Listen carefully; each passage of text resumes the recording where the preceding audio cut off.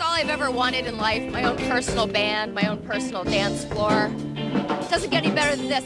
Quilombolas, one of about 20 bands playing at the first annual AfroFest this weekend. It starts today. We'll have that story coming up for you on Fox 9 Morning News.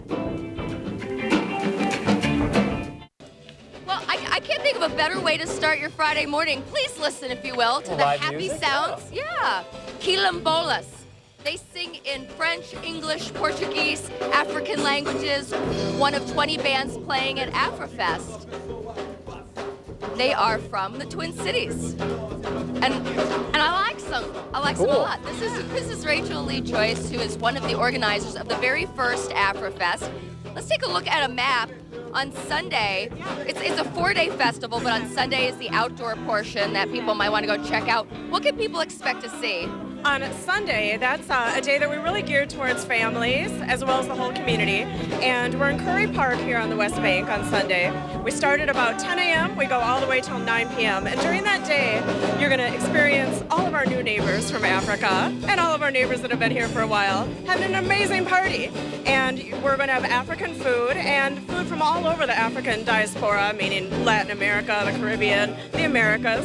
And we're having a full day of African entertainment, local bands from all over the continent of Africa, dance companies and entertainers. We have vendors selling goods from all over the continent as well. So really just an amazing party. We're going to give you some samplings of other music and dance from AfroFest, but right now I just want to let you listen to Quilombolas.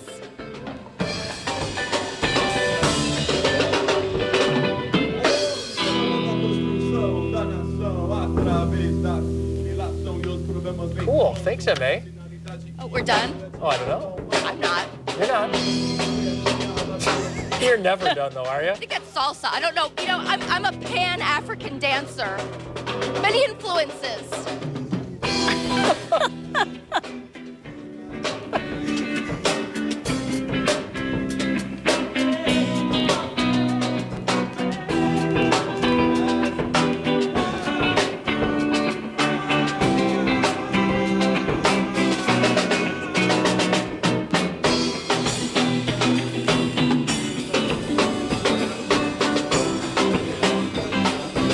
By the way, the name of the band Quilombolas is derived from a Brazilian term. Brazilian slaves who escaped from Dutch and other oppression formed independent colonies in Brazil.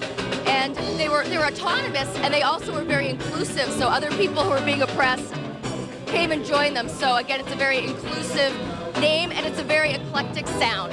Back to you. Oh, great sound. In case you haven't noticed, the Twin Cities have turned into a real melting pot, and there are many deep pockets of African communities. That's being celebrated this weekend at AfroFest, a brand new music festival. I'm M.A. Roscoe. I'll tell you about it coming up on Fox 9 Morning News. Morning from Cedar Cultural Center. I'm with Umar from Quilombolas, a Pan-African world beat type band, I guess you'd describe it. Tell me about the name of your band and what it represents. Well, the name of the band is Quilombolas, and what it represents are the Quilombos of the slavery times. Our name focuses on the one from Brazil, and during the slavery times, the slaves revolted and ran away and created their own autonomous communities called Quilombos, and their inhabitants were Quilombolas, and it was extremely all-inclusive. It was autonomous. They took care of themselves, governed themselves, and fought against their oppressors. And managed to keep their culture going. I'm going to let you go ahead and kick it behind the drum kit. This is Quilombolas, just one of about 20 bands that will be playing throughout the run of AfroFest, a brand new 4-day festival celebrating all things African. Ai, como é tão fácil decidir, tão fácil reagir. Ai, como é tão simples mentir, tão simples dividir. Ai, como é tão fácil decidir, tão fácil reagir. Ai, como é tão simples mentir, mas será que podemos se unir? Quilombolas is one of about 20 bands that will be playing through the 4-day run of AfroFest.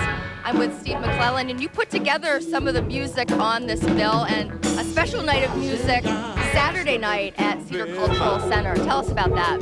Well, basically, actually, the Cedar for over 10 years has been bringing a lot of diverse music into the market, and I've been involved with the Cedar, for over 10 years, and it was a likely place to, particularly when they're focusing on the West Bank as the kind of the birthplace of the immigrant population that's moved into Minneapolis. So it was very easy to pick the Cedar, and not so much I lead demo. I work with a nonprofit that I started when I worked at First Avenue. And First Avenue, of course, in the 80s, we brought in Sonny Ade and Fela, and a lot of the 80s, a lot of the African bands that were touring. And so through my years at First Avenue, I got to know a lot of the local musicians that were into the African music. But as you know, the population of Minneapolis in the last 20 years has greatly changed in 20 years from what we had in Minneapolis in the early 80s compared to today. It's like a whole transformation. So there's, of course, that affects the music. There's a whole new neighborhood of music in this city. And it's about time that neighborhood had its own festival, a 4-day festival. And if you want to find out more, it's at afrifest.org. You notice that Quilombolas sings in French, Portuguese, English, and some African languages. So they are indeed multicultural and indeed representative of what's going on the West Bank. Back to you guys.